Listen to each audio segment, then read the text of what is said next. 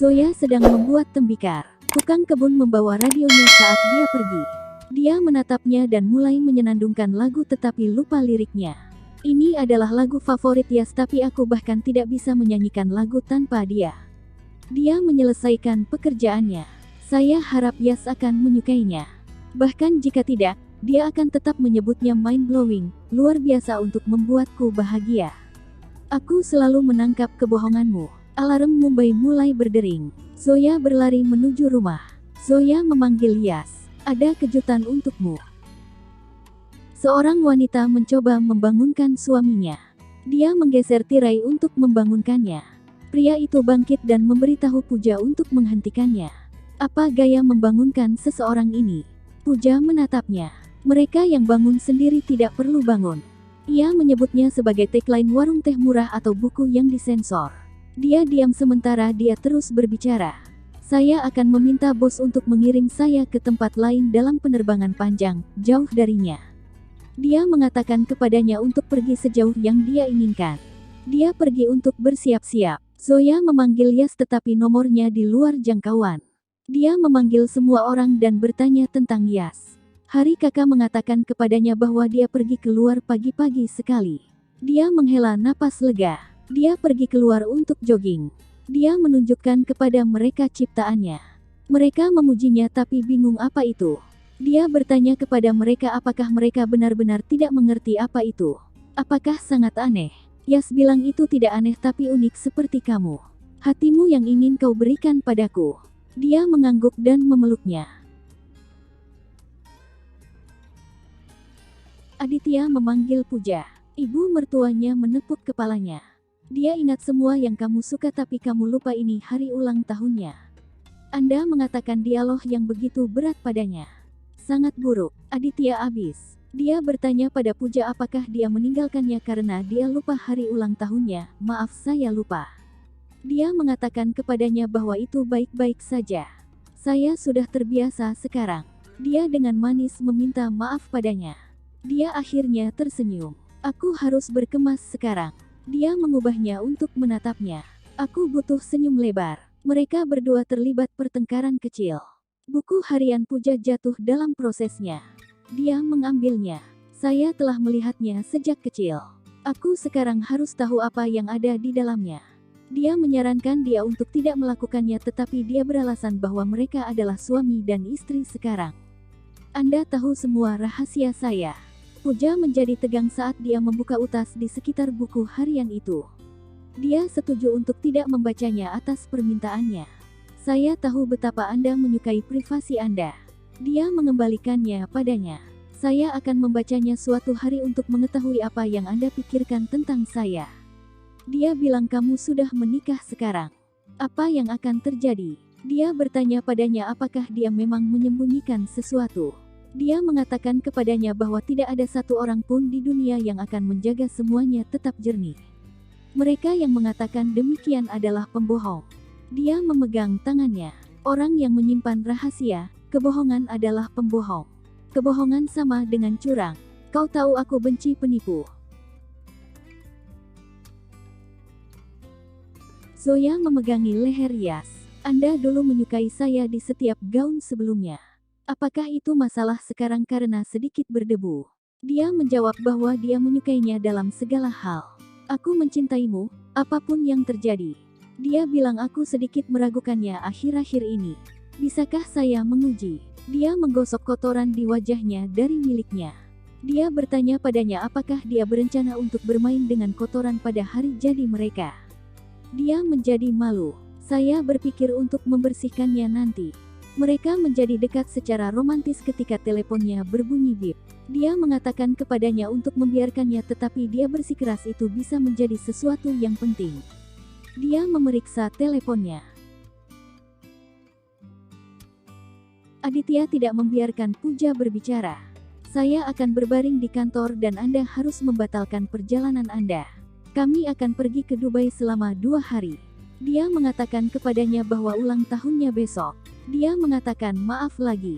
Mari kita pergi ke Paris sebagai gantinya. Dia menolak. Saya harus pergi ke Chennai untuk pameran saya. Anda tidak dapat membatalkan menit terakhir penerbangan Anda. Kembalilah dari Kathmandu. Saya akan kembali dari Chennai dan kita akan merayakan bersama sebelum jam 00.00. Dia tersenyum. Dia memeluknya dari belakang. Tolong jangan pergi. Puja merespons dengan tidak romantis. Dia bilang aku mencintaimu padanya. Dia mulai pergi tapi dia memegang tangannya. Ingatlah bahwa kemanapun Anda pergi, tidak ada yang akan mencintaimu lebih dari saya. Puja menjadi tegang. Yas memberitahu Zoya bahwa dia harus segera pergi. Ini adalah sesuatu yang penting. Dia tidak senang karena dia menghabiskan setengah minggu di sini di Mussoorie dan sisanya di Mumbai. Ini adalah hari jadi kami. Dia setuju untuk merayakan ulang tahun mereka bersama. Ini besok. Dia menuju ke dalam. Zoya sedang mengemasi tas Yas. Anda tampak terganggu hari ini.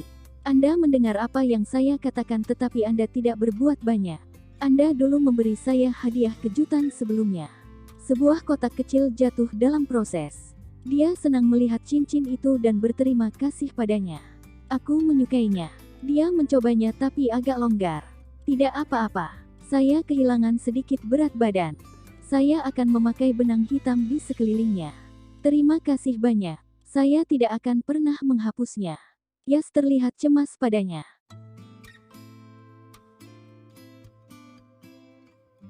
Puja memeluk semua orang satu persatu. Aditya melambai padanya. Senyumnya menghilang saat ayah Yas datang ke sana. Dia beralasan bahwa dia bisa pergi dengan Puja karena keduanya hanya menuju ke bandara. Aditya memberitahu ibunya untuk memberitahu Pak Huda bahwa dia tidak membutuhkan nasihatnya. Ibunya mengatakan kepadanya untuk menentangnya. Apakah dia pernah kembali padaku dengan baik? Mengapa saya harus melakukannya? Dia memberitahu Milnya bahwa penerbangan berada di terminal yang berbeda. Saya akan sarapan di bandara. Yas pergi. Zoya berpikir aku yakin itu pasti sesuatu yang penting karena itu dia meninggalkannya. Aku merasa gelisah. Apapun alasan Yas meninggalkanku, aku membencimu. Dia melihat cincinnya. Kami akan merencanakan ulang tahun kami bersama sekarang. Cuaca memburuk. Zoya khawatir penerbangan Yas mungkin tertunda karena itu dia akan pulang terlambat.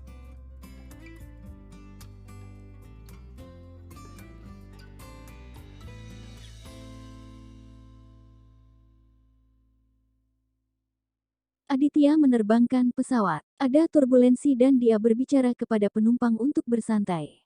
Seorang pria mulai merasakan nyeri dada. Aditya diberitahu tentang peringatan topan di depan. Kru memberitahu Aditya tentang pasien jantung. Aditya menyampaikan pesan tersebut kepada ATC. ATC menyarankan dia untuk kembali ke Delhi karena landasan pacu ke suatu tempat di antara pegunungan Dehradun berbahaya. Aditya mengambil kesempatan, kopilotnya tegang tetapi Aditya meyakinkannya bahwa tidak ada nyawa yang hilang hari ini. Aditya mendaratkan pesawat dengan selamat. Pasien jantung diturunkan berdasarkan prioritas. Istrinya berterima kasih dan memberkati Aditya. Penumpang lain bertepuk tangan untuk Aditya. Aditya memberitahu mereka bahwa mereka akan siap untuk terbang kembali dalam 5 menit.